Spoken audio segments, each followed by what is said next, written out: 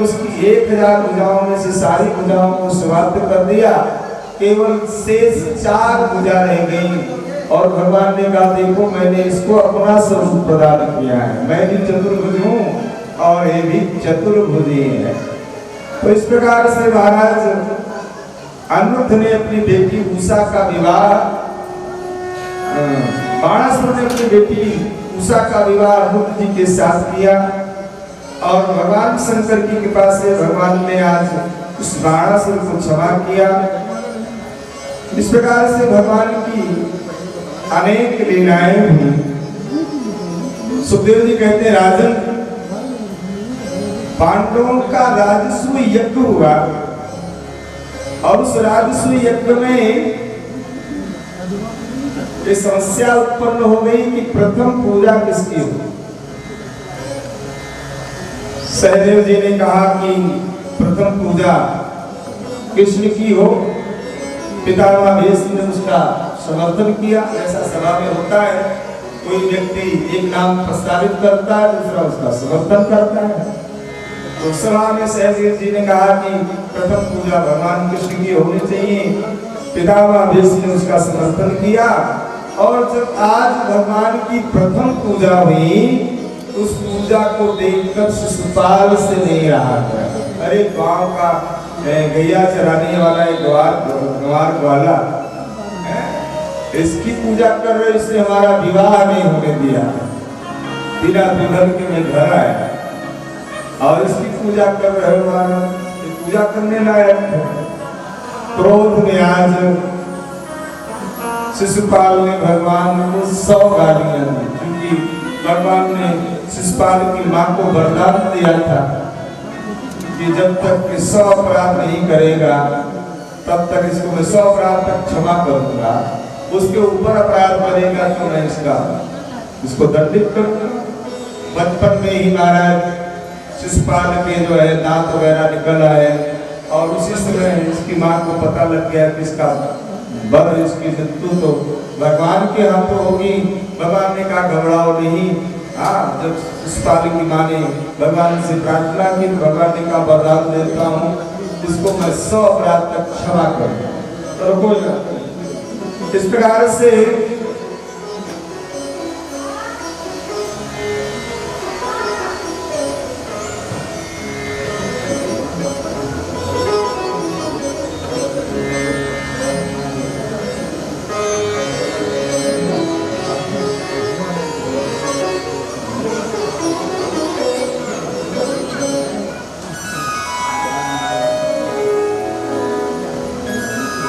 बोले वृंदावन बिहारी लाल की जय।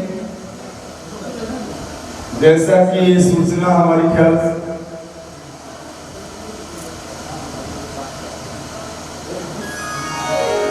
हमारे हुकुम जिया,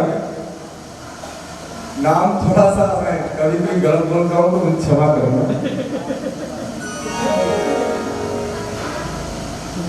हमें इनके द्वारा ये सूचना प्राप्त हुई है कि हमारे बीच में जिनके सहयोग से कि आज हमें अवसर प्राप्त हुआ है, परम सम्माननीय हमारे इस क्षेत्र के चेयरमैन ब्रजेश दत्त जी गौड़, जो प्रायः कथा में आते रहे, आज वो किसी अपरिहार्य कारणवश यहाँ नहीं आ पाए। उनके प्रतिनिधि सम्माननीय शुभम गौड़ जी यहाँ पर पधारे हुए हैं।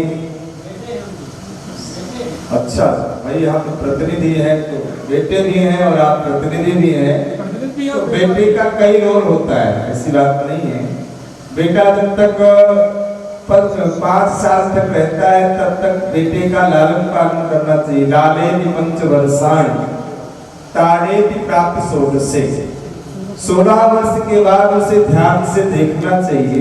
16 वर्ष के पहले ध्यान से देखना चाहिए और 16 वर्ष के उपरांत बेटा बेटा नहीं होता है, बल्कि भाई बन जाता है, मित्र बन जाता है। उस बेटे के साथ पिता को सलाह लेनी चाहिए, हाँ, कि भाई ऐसा ऐसा कार्य करना है, ये करना है, वो करना है। तो बेटे का भी रोल यही होता है। तो आप पुत्र भी हैं और प्रतिनिधि भी हैं। और तो हमारे देश में सम्माननीय शुभम गौड़ जी आए हुए हैं। इनका पूरा परिवार इस कथा में सम्मिलित हुआ है। मैं उन्हें आमंत्रित करता हूँ। सम्माननीय गौड़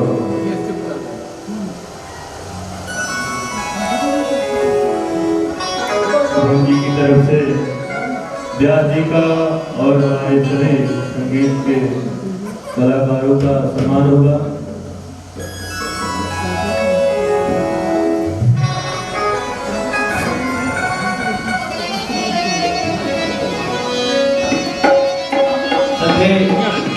स्वामी जी विगत नगर पंचायत अध्यक्ष पंडित ब्रजेंद्र गौड़ जी के द्वारा निरंतर ये 15वीं भागवत कथा है, जिनका ये तो दो कथा जो आपके यजमान द्वारा हुई है, जैसे कि दिनेश कुमार श्रीवास्तव जी और संत कुमार शुक्ला जी के द्वारा जो यजमान बन करके सारी व्यवस्था उन्होंने स्वयं कराई। और 13 कथा पंडित ब्रजेंद्र गौड़ और उनके बेटा और उनकी पत्नी भी यहाँ पर उपस्थित हैं। इन लोगों के सहयोग से 13 कथा निरंतर लगातार होती चली आ रही है। तो महाराज जी ये बड़ा हम लोगों का एक जो आज हम लोगों को समय मिला है आपके द्वारा, जिस दिन दिनेश श्रीवास्तव जी जन्मों में सर्वप्रथम आए तो चेयरमैन साहब से मुलाकात उनकी हुई। श्रीवास्तव जी का पैतृक है डलमऊ है। चेयरमैन साहब के पास गए तो चेयरमैन साहब ने कहा कि कथा, श्रीवास्तव जी ने कहा चेयरमैन साहब से कि हम यहाँ पर श्रीमद् भागवत कथा कराना चाहते हैं। चेयरमैन साहब ने कहा ये तो हमारा सौभाग्य है कि यहाँ पर माँ गंगा तरतानी बह रही है और आपकी 7 दिनों तक ये अमृतमयी कथा हम लोगों के कान तक सुनने को मिलेगी। ये तो हम लोगों का सौभाग्य है। और आज हमारे इस वक्त श्री एसडीएम साहब, आज उनकी जो है बेटे की शादी है फैजाबाद में, और यहाँ पे इस वक्त मौजूद भी है एसडीएम साहब, तो इसलिए चेयरमैन साहब को जाना पड़ा फैजाबाद।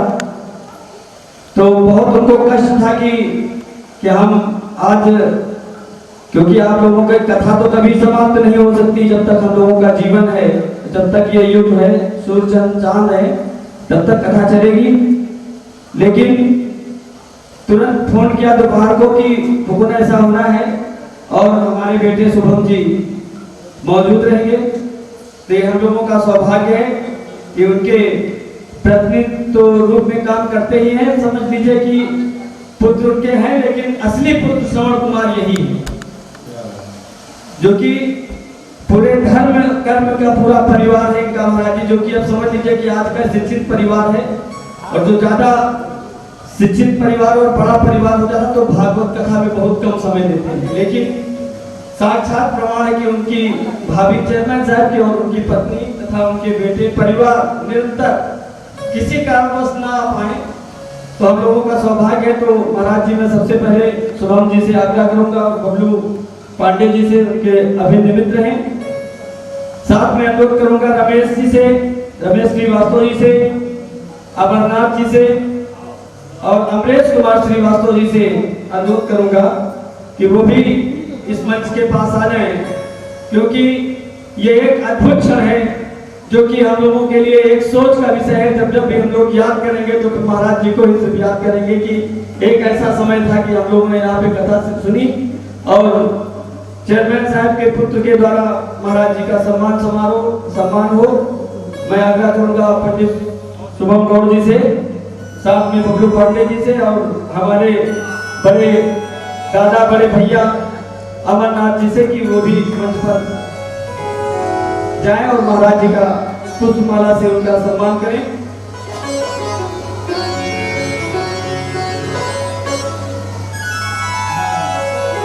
और ये हमारे डलमऊ का प्रतीक चिन्ह मैं श्रीवास्तव जी से कहूंगा, यजमान जी से कि कृपया वो भी अगर आ जाए तो बड़ी कृपा होगी। दिनेश कुमार श्रीवास्तव जी से ये हमारे डलमऊ का प्रतीक चिन्ह महाराज जी, जो भी हमारी डलमऊ की धरोहर है, उनकी चेयरमैन साहब ने फोटो संकलन करके एकत्रित किया है। ये आप जब लगाएंगे तो डलमऊ सदैव आपको याद रखेगा और आप भी याद करेंगे। तुम्हारी करुणा की प्रेम बरसा, तुम्हारी करुणा की प्रेम बरसा सभी जनों पे बरस रही है। इसी बीच में सभी लोग सम्मान करते हैं जो भी संकल्प। इसके बाद हमारे आचार्य अरुणेश पांडे जी, जो कि अपनी मधुर आवाज में हम लोगों के बीच में इतनी सुंदर व्यवस्था हम लोगों के कानों तक पहुंचाई है। अरुणेश कुमार पांडे जी, जो कि प्रयाग से चल के आए हैं, जहां पर माँ भागीरथी गंगा यमुना सरस्वती का प्रवाह है, उस क्षेत्र से चल करके हमारे बड़े भाई अरुणेश कुमार जी को माल्यार्पण कर आग लेकर उनका सम्मान करें। और उनके साथ में श्री लवकुश कुमार जी, जो कि लगातार हम लोगों के कानों तक मधुर मधुर मंत्रों का उच्चारण करने वाले हमारे भाई श्री लवकुश कुमार जी, ये दिल्ली से हैं। मैं उनसे भी आग्रह करूंगा कि वो भी मंच पर आए। अरुण कुमार पांडे जी, कृपया थोड़ा उठ करके अगर आ जाए तो फोटो भी उसका संलग्न एक साथ महाराज जी के साथ हो जाएगा। अरुण कुमार पांडे जी, उसके बाद श्री लवकुश कुमार जी, पुनः संगीताचार्य हमारे शिव विलास जी, जो कि इतनी मधुर आवाज में हम लोगों को डेली प्रतिदिन नए नए भजन एक से एक सुरीली आवाजों में अपने हम लोगों तक कानों तक पहुंचाते थे। उनको माल्यार्पण, उनका अंग वस्त्र लेकर के माली शुभम जी से अनुरोध करूंगा कि वो, और हमारे तबला पर शशांक जी और धर्मेंद्र दीक्षित जी, ये अपनी सुरीली और मधुर आवाज से हम लोगों तक जो इन लोगों ने जो है कार्य किया है,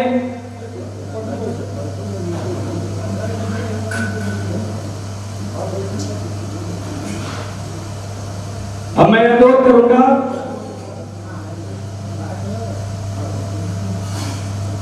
श्री बबलू कुमार पांडे जी से, अमरनाथ जी से, रमेश कुमार जी से कि सारे लोग एक साथ खड़े होकर के कि जो पुनीत कार्य हम लोगों तक पहुंचाने का जो कार्य किया है दिनेश कुमार श्रीवास्तव जी, वह उनकी पत्नी, दोनों लोग आ जाए।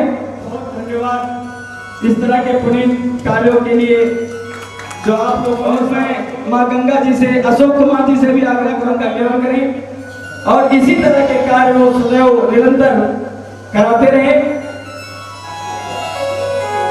इसी बात को लेकर के मैं शुभम जी से कहूंगा कि 2 शब्द यहाँ पर अपने बीच में रख करके हम लोगों का संबोधन और मार्गदर्शन करें। राधा कृष्ण भगवान की जय।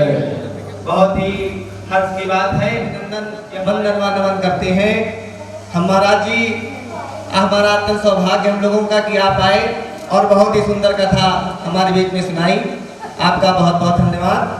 एवं हमारे आदरणीय दादा श्रीवास्तव जी का बहुत बहुत आभार व्यक्त करते हैं कि आपके द्वारा डलमऊ में बहुत ही सुंदर कथा सुनवाई गई है।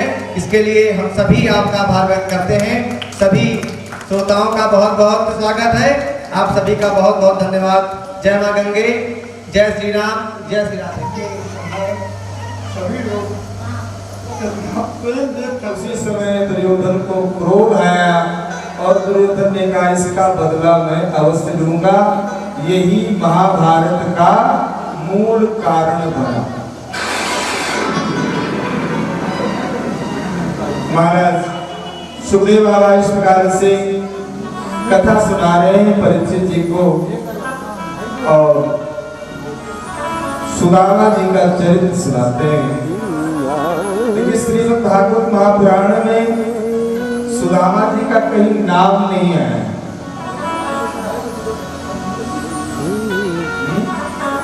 भगवान का सखा तो आया है। विश्वस्यासीत सखा कश्चित् ब्राह्मणो ब्रह्मवित्तवान् विरक्त इंद्रियार्थेषु प्रशान्तात्मा जितेन्द्रिया।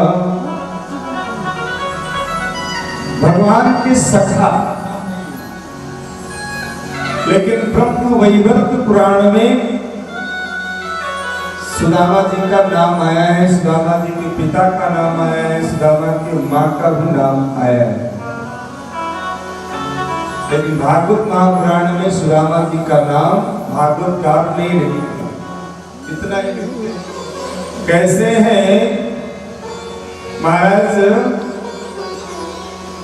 एक तो परिचय दिया कि भगवान के सखा हैं और दूसरा परिचय दिया ब्राह्मणो ब्रह्मविद्मा, ब्रह्मवेत्ता ब्राह्मण है, ब्रह्मविद वरिष्ठ है। और केवल ब्रह्मविद वरिष्ठ नहीं है बल्कि ब्रह्मविद्मा परम श्रेष्ठ है, ब्रह्म ज्ञानी भी सुदामा जी।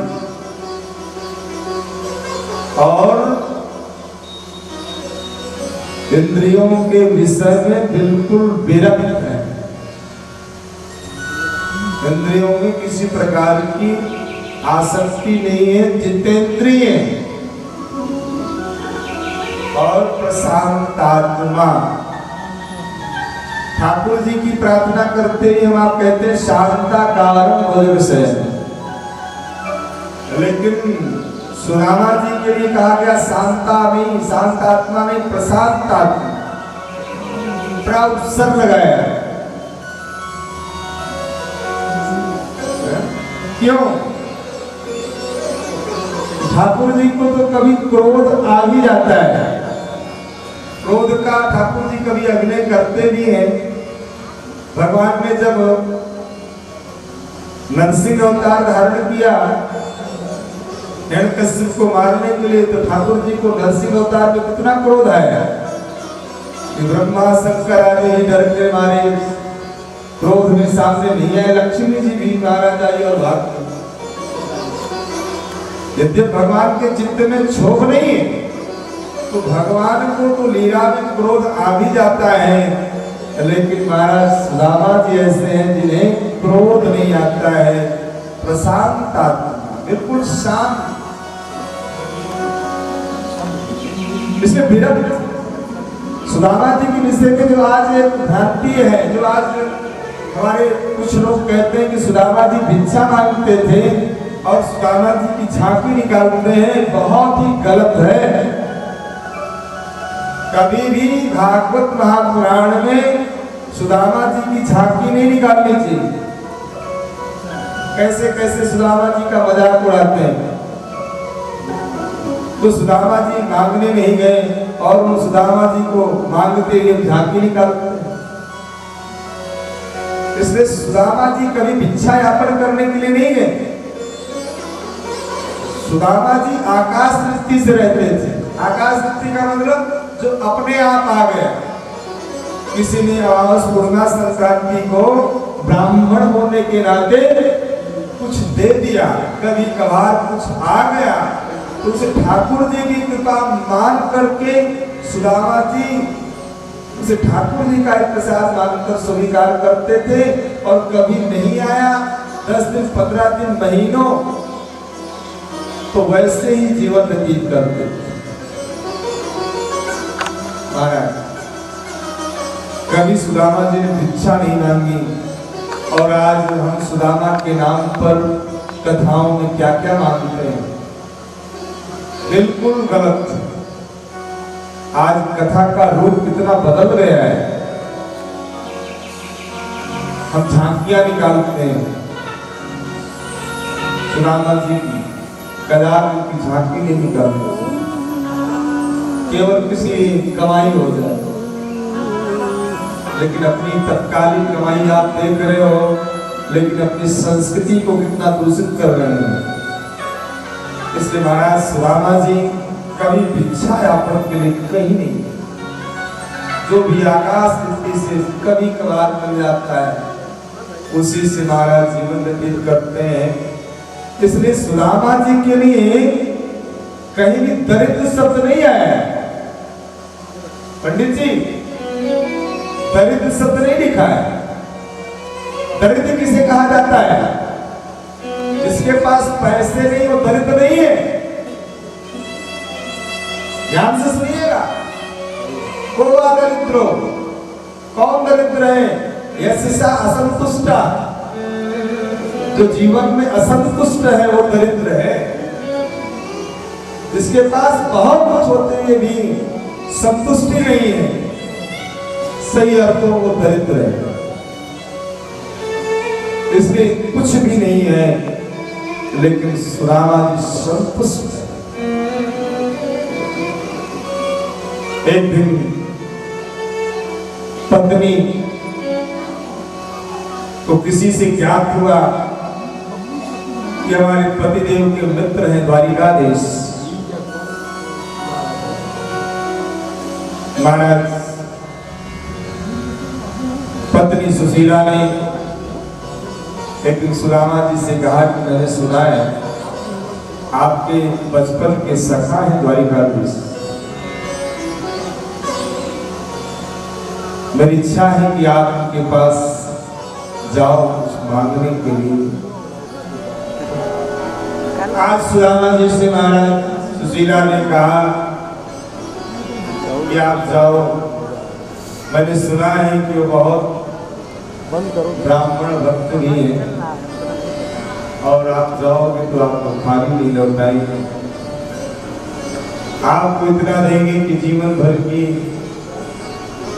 पूर्ति हो जाएगी। सुदामा जी ने पहले तो मना किया कि पागल हो तुम, मैं जाऊंगा और उनसे अपने इन जरूरतों के लिए जाऊं। तो कहे कि आज तक तो नहीं आए, आज इसलिए आए। कपड़ा पहन लो तुरंत। लेकिन बाद में महाराज सुदामा जी ने कहा कोई बात नहीं, अयम ही परमो लाभः उत्तम श्लोक दर्शना। चलो ये हमारा परम लाभ होगा, इसी बहाने उनका दर्शन हो जाएगा। महाराज सुदामा जी आज जब चलने लगे तो पत्नी के समक्ष कहा कि मैं जाऊं तो, लेकिन ये बताओ मैं इतना दिन बाद जा भी रहा हूं तो क्या मित्र के यहाँ खाली हाथ जाऊं? महाराज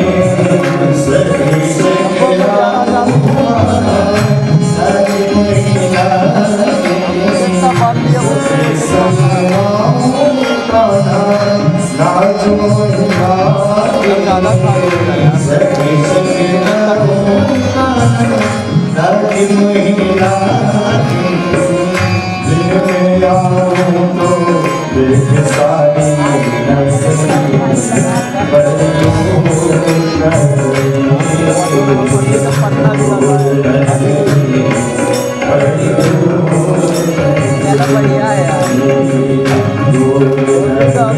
केवल एक दिन काम दो यार लेकिन क्या है यार मजा नहीं यार मजा हमसे साथ उसका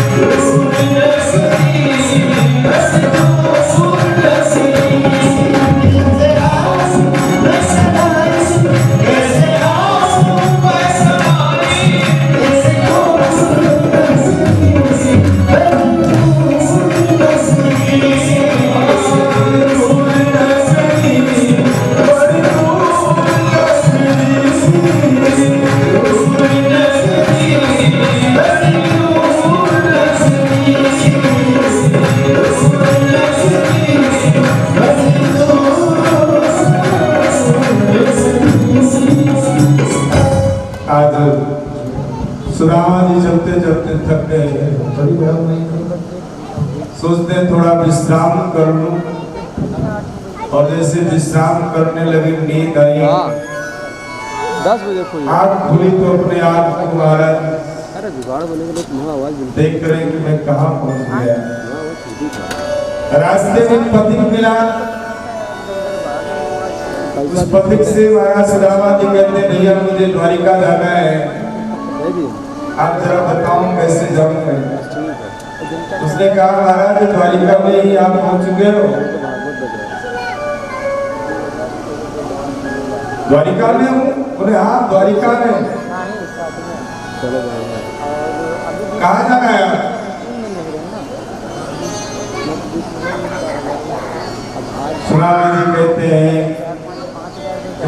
बचपन का सखा है, पेमेंट है हाँ 8 लाख कृष्ण के आधार अरे ये गाना तो महाराज सुदामा जी आज पथिक ने बताया कि जो सामने जितने भी महल दिखाई पड़ रहे हैं भवन सब उन्हीं के हैं,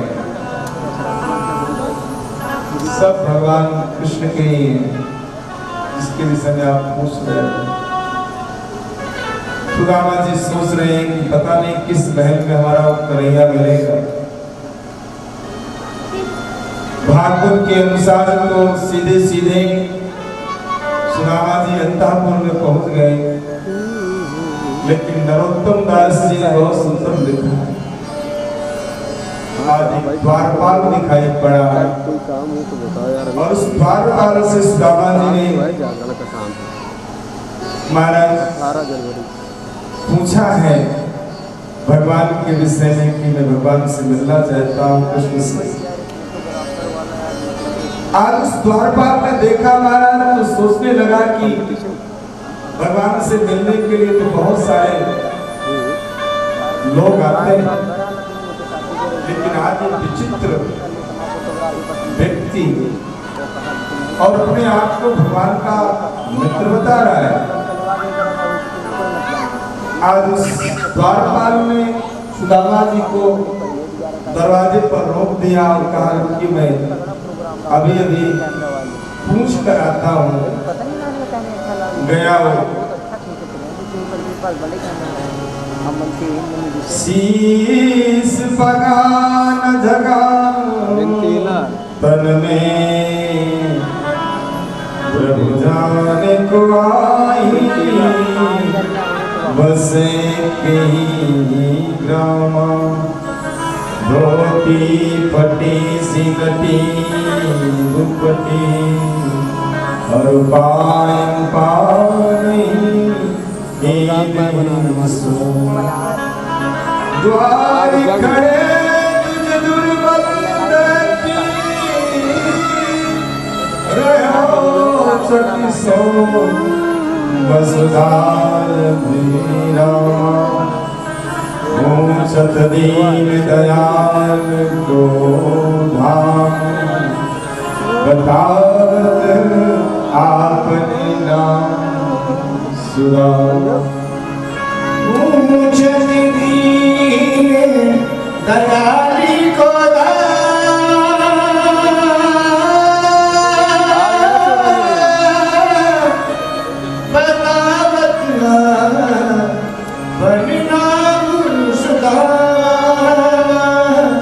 द्वारपाल अंदर गया महाराज।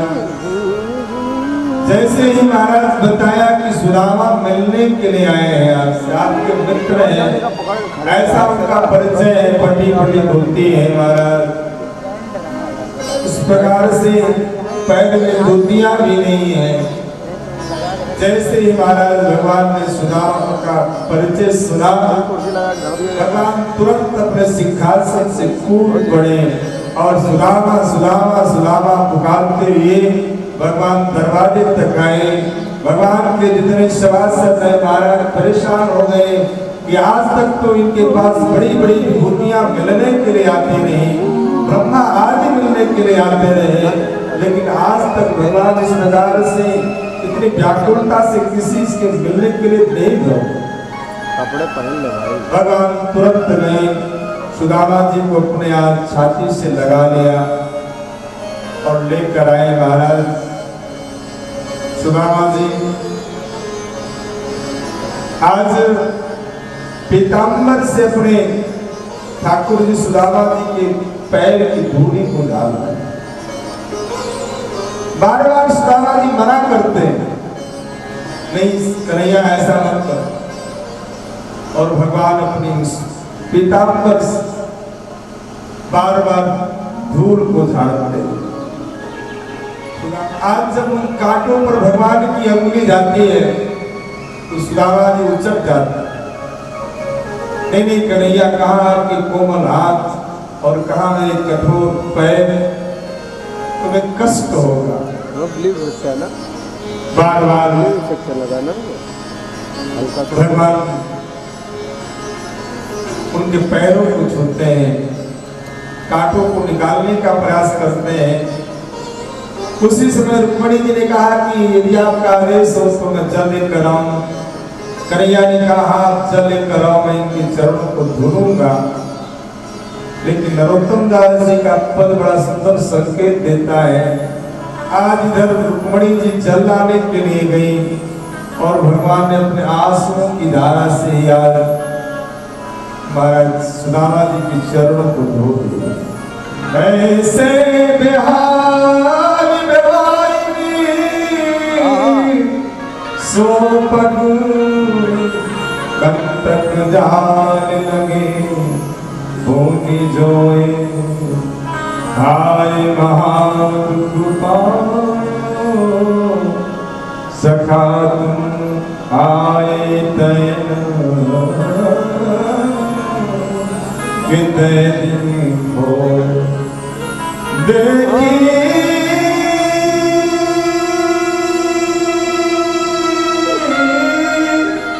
सुदामा की दीन दशा करुणा करके करुणा बरात को हाथ छुड़ोई नैनन के जल से पहुँचो। जब तक रुक्मणी जी जल लेकर आती, आज भगवान ने अपने प्रेम आंसुओं से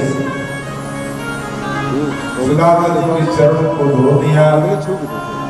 रुक्मणी जी हक्की मक्की हो गई। बात केवलेन कृतम पुण्यम अवधूतेन विचुणा, इस अवधूत ने कौन सा पुण्य किया है कि आज हमारे स्वामी इनके चरणों को अपने प्रेम आंसुओं से धो रहे हैं। क्या इनका पुण्य? भगवान मानो कहना चाहते हैं कोई सुदामा जैसे बने तो सही, कोई सुदामा जैसा निष्काम बने तो सही, सुदामा जैसा किसी का जीवन तो हो।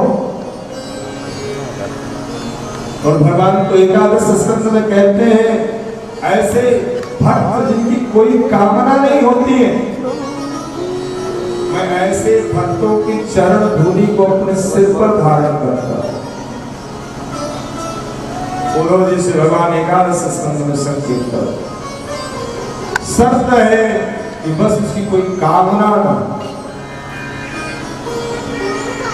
भगवान आज सुदामा जी को अपने अंतःपुर में ले आए और अपने ही आसन पर सुदामा जी को बिठाया, बड़ा स्वागत सत्कार किया।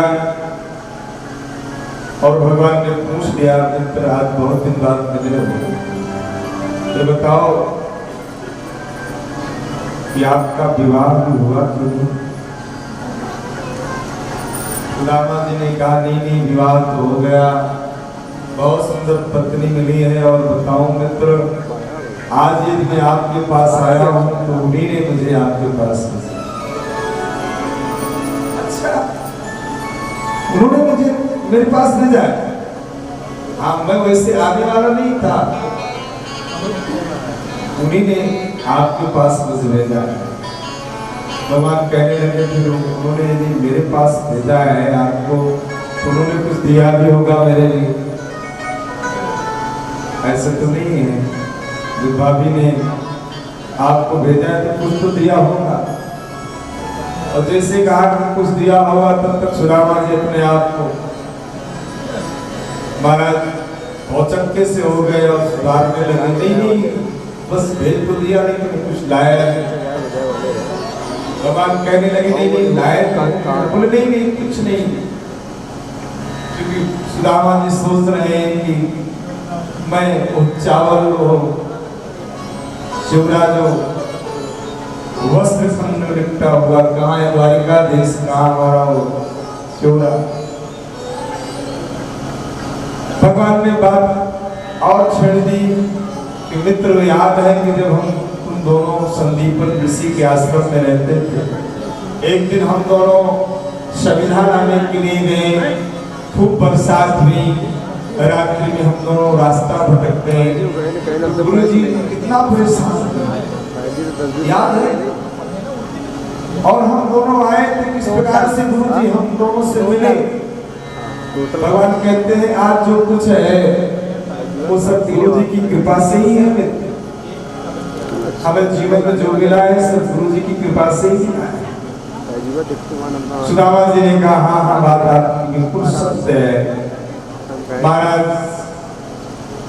फिर आज भगवान ने बात पर आगे उसी और कहने लगे मित्र बताओ कि आप कुछ न कुछ तो जरूर लाए क्योंकि आपका बार बार हाथ वही जा रहा है। भगवान ने आज जबरदस्ती महाराज स्वयं जहार किम दमति पृथक तंडुलान, भगवान ने जबरदस्ती सुदामा जी से वो ले लिया महाराज जो ले आए थे शिवराज।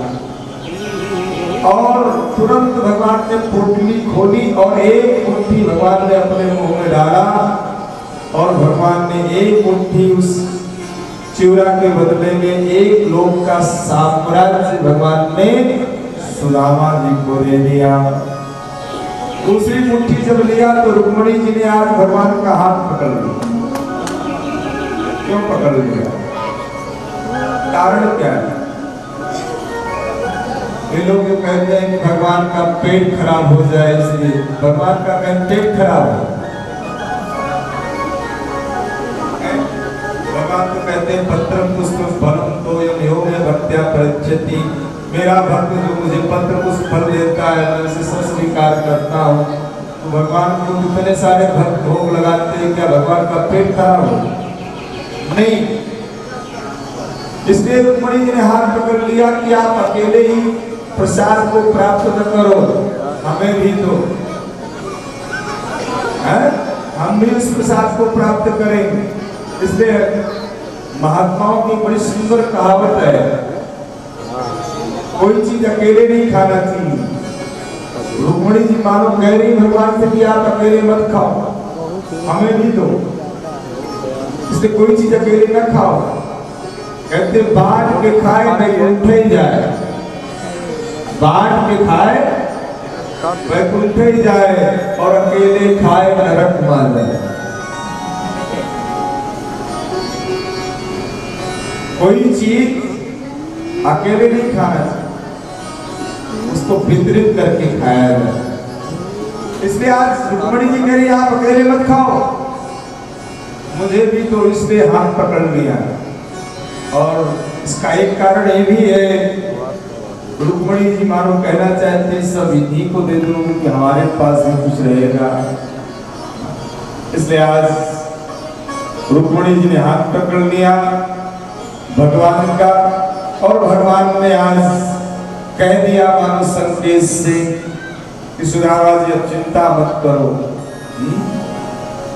अब आपको जीवन में किसी प्रकार की कोई समस्या नहीं रहेगी।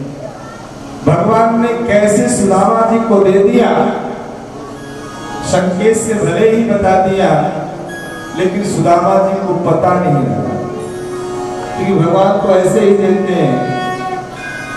रहीमदास जी एक बार लोगों को दे रहे थे, लोगों ने कहा कि आप देते तो हो लेकिन देते समय सिर को नीचा रखते हो। रहीमदास जी ने कहा देनहार कोई और है, भेजत है दिन रैन और लोग भरम हम पर करे ताते नीचे। इसलिए परमात्मा तो हर किसी को देता है। आज सुदामा जी ने भगवान से पूछ लिया, ये बताओ कि हमारी शादी के विषय में तो आपने पूछ लिया और आपकी शादी, आपकी भी तो शादी हुई होगी। भगवान ने कहा हाँ शादी तो हुई है। सुदामा जी ने कहा कि शादी हुई, बुलाया क्यों नहीं? बोले महाराज शादी हमारी ऐसी हुई कि उस शादी में इनवाइटेशन कार्ड छपाने का मौका ही नहीं था। तुरंत चट मंगनी पर विवाह हो गया। उसमें मौका होता, शादी की कोई डेट मुहूर्त निकाली जाती तो हम आपको बुलाते। मौका मिला ही नहीं, सब धड़ाधड़ होती है, तो बुलाए कैसे आप? भगवान ने पूछा, भगवान से सुदामा जी ने पूछा फिर भी कितनी है? भगवान ने कहा बताने की जरूरत नहीं, सबको बुला रहा हूं, गिन लेना। सबको बुलाया भगवान ने। रुक्मणी जी को बोले कौन? बोले रुक्मणी जी है। दूसरे बोले कौन है? जामवंती है। बोले कौन है? बोले सत्यभामा है। बोले कौन है? बोले कालिंदी है। बोले कौन है? बोले लक्ष्मणा है। बोले कौन? बोले वृंदा है। सबको महाराज सुदामा जी आशीर्वाद देते रहे, चिरंजीव भव, पुत्रवती भव, यशस्वी भव, आशीर्वाद देते रहे महाराज। बाद में कहा कि एक कौन? बोले आप देख लो, आप गिनती करो। और 200-400 500 तक तो महाराज आशीर्वाद देते रहे। और बाद में सुदामा जी चिरंजीव भव नहीं, पुत्रवती भव नहीं, केवल भव भव करते। और बाद में तो महाराज सुदामा जी थक के बोले हमारे बस की बात नहीं, हमारा तो मुंह ऐसा है कि तेरी ये सब अर्धांगिनियां हैं और तू है अर्धांग। आज अब तू ये आशीर्वाद ले ले और सबको आशीर्वाद मिल जाए। इस प्रकार से महाराज आज सुदामा जी सबको आशीर्वाद देते हैं और भगवान से कहा कि मुझे चलने दीजिए। सुदामा जी की भगवान ने विदाई की।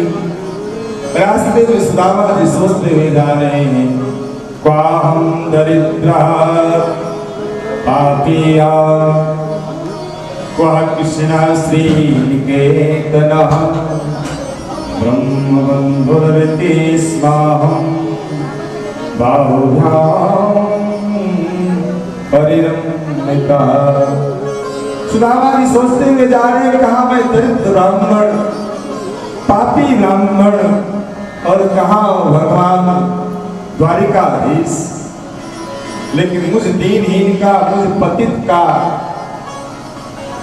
कितना सम्मान किया, मुझे कितने उच्च पदवी पर बैठाया महाराज।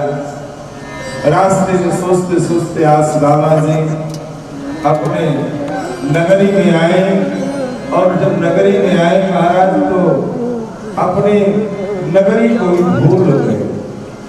सोच रहे आप झोपड़ी, घास फूस की झोपड़ी, आज झोपड़ी कहाँ चली? सुदामा जी सोच रहे हैं कि मैं कहीं फिर द्वारिका में तो नहीं आ गया, द्वारिकाधीश के पास तो नहीं आ गया। लोगों से पूछ रहे हैं। तब तक महाराज अपने महल में पहुंचे। सुशीला जी आरती का थाल लगा कर आई आरती उतारने के लिए। सुदामा जी आज सुशीला कोई नहीं पहचान रहे। सुशीला जी ने कहा क्या हुआ? मित्र से मिलने क्या गए, हमें ही भूल गए? अरे हमें पहचानो। इस प्रकार से आज सुदामा जी पुनः आए तो भगवान मानो कहना चाहते हैं कि हम निष्काम निर्वैर बने तो सही, और यदि हम ऐसा बने तो भगवान वो दीन बंधु हैं, वो तो दीन दयाल हैं, वो तो दीनों पर दया करते ही हैं। महाराज एक दिन सूर्य ग्रहण का अवसर आया। आज भगवान ने सभी द्वारिका वासियों से कहा कि सूर्य ग्रहण का समय है, हम सब चलेंगे कुरुक्षेत्र में स्नान करने के लिए। देखिए सूर्य ग्रहण में कुरुक्षेत्र में स्नान का विशेष महत्व है। वैसे तो ग्रहण काल में कोई भी जल साधारण जल नहीं होता है, ध्यान से सुनिए। सभी जल गंगा जल तुल्य हो जाते हैं। तो सूर्य ग्रहण में कुरुक्षेत्र में स्नान का विशेष महत्व है, और चंद्र ग्रहण में काशी स्नान का विशेष महत्व है। बनारस और गंगा जी में स्नान का महत्व तो है ही। प्रत्येक सूर्य ग्रहण में, आज सूर्य ग्रहण होगा और इधर से द्वारिकावासी कुरुक्षेत्र में आए और महाराज उधर से सभी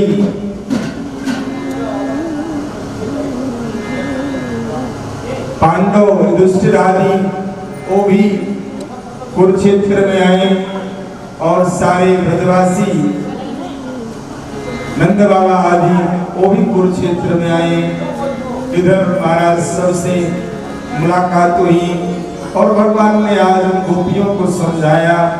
इस प्रकार से महाराज एक दिन क्या हुआ,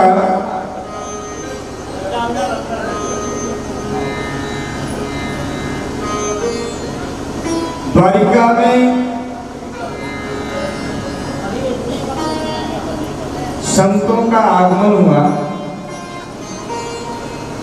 संत चातुर्मास व्रत करने के लिए द्वारिका में आए और जो जामवंती के पुत्र हैं शाम भी होगी बल्कि मूसर होगा और पूरे यदुवंशियों का नाश हो जाएगा। आज उग्रसेन को पता चला, उग्रसेन बड़े परेशान हुए। भगवान कोई बात नहीं बताई गई। एक दिन भगवान की इच्छा से सब हो रहा था, भगवान को बताने की क्या जरूरत है, लेकिन उग्रसेन आदि ने भगवान को नहीं बताया। महाराज भगवान को सब जान रहे हैं। उस मूसल को पीसा गया और पीस कर उसे समुद्र में फेंका गया। उससे घास, पीली घास बनी ऐरगाम की, और उससे पीसते पीसते जो कील बची, उस कील को एक मछली ने निगल लिया। मछली को मछुआरे ने पकड़ा और मछुआरे ने उस कील को निकाल कर बहेलिए को दे दिया और बहेलिए ने उसका एक बाण बनाया। भगवान को पता चल गया कि अब यदुवंशियों का क्षय होने वाला है। भगवान एक दिन प्रवास क्षेत्र में जाने को तैयार हुए। उद्धव जी से कहा कि हम प्रवास क्षेत्र में जाएंगे, वहां कुछ जाकर के सत्संग भजन करेंगे।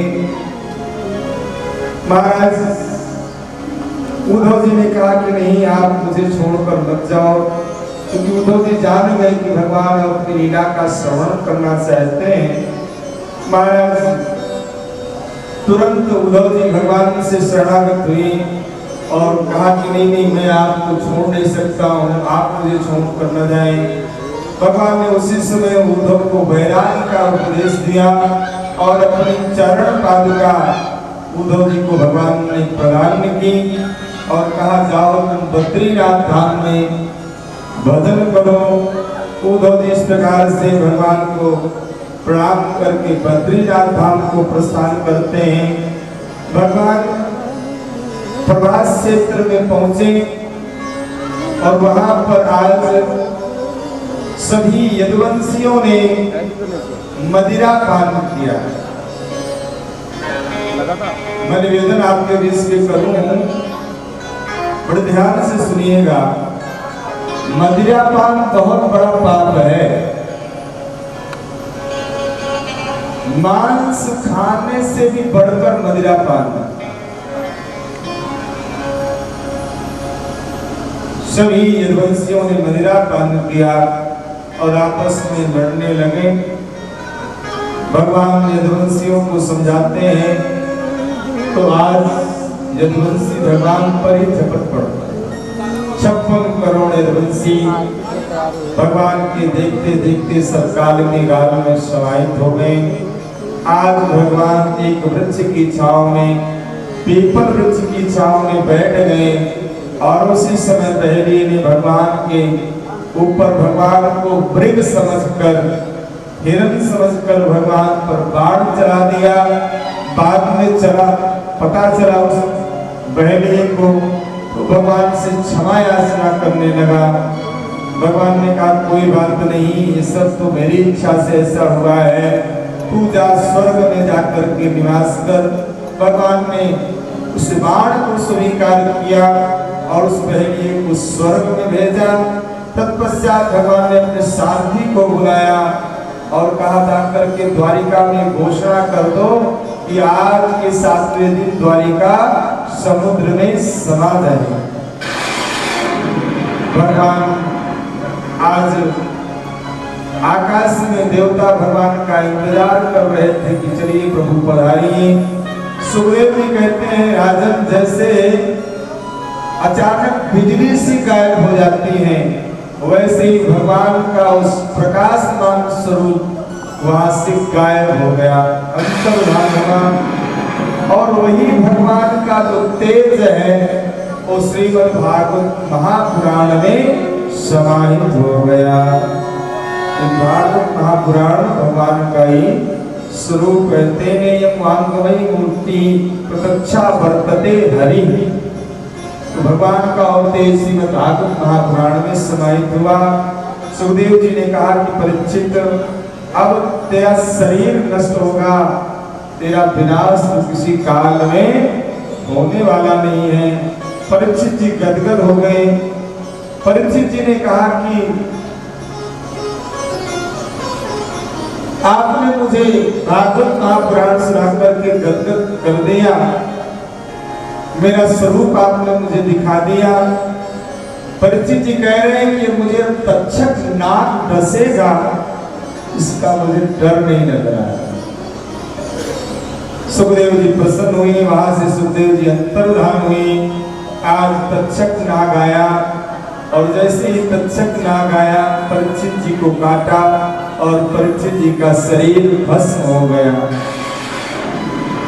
आज परीक्षित जी की जो संतान जन्मेजय आदि है वो महाराज सर्पेष्ट यज्ञ करना प्रारंभ कर दिया। यज्ञ में सर्पों की आहुति डालने लगे। बृहस्पति जी और आस्तिक मुनि आकर के जन्मेजय को मना किया, समझाया, नहीं ऐसा नहीं करना चाहिए। यज्ञ को शांत कराया। सूत जी स्वर्गादि ऋषियों से कहते हैं, इस प्रकार हमने सुखदेव और परीक्षित जी का जो संवाद भागवत था उस भागवत संहिता का श्रवण कराया। अंतिम श्लोक, नाम संकीर्तनम यस्य सर्व पाप प्रणाशनम प्रणामो दुख शमनस्तम नमामि हरिं परम। इस प्रकार से मैंने भी आपके बीच में इस 7 दिन तक लगातार जो कुछ हुआ टूटी फूटी वाणी में, खैर मैं सुनाने की काबिल तो नहीं हूँ, आप तो गया हूँ मगर जानता हूँ तेरे दर पे आने के काबिल नहीं। तो मेरे द्वारा जो कुछ कोई त्रुटिपूर्ण शब्द निकल गया मैं उस पर खेद व्यक्त करता हूँ, मुझे आप सब क्षमा कीजिएगा यदि कोई गलत शब्द निकल गया है। और यदि कुछ आपको जीवन में अच्छा लगा हो तो उसे आप भी जीवन में धारण करें और हम भी जीवन में धारण करने का प्रयास करें। और मैं आप सबके लिए विशेष रूप से गणेश प्रसाद जी श्रीवास्तव जो हमारे इस कथा के जजमान थे, इनके लिए और इनके पूरे परिवार के लिए, सबके लिए यही प्रार्थना करता हूँ ठाकुर जी से और गंगा मैया से कि आप इसी प्रकार से धर्म कार्य में, पूरे कार्य में लगे रहें। शेष जीवन आपका इसी प्रकार से धर्म में ही, पुण्य में ही। और आप मेरे लिए प्रार्थना कीजिएगा कि मेरा भी शेष जीवन भगवान के गुणानुवाद में ही, भगवान के गुणगान में ही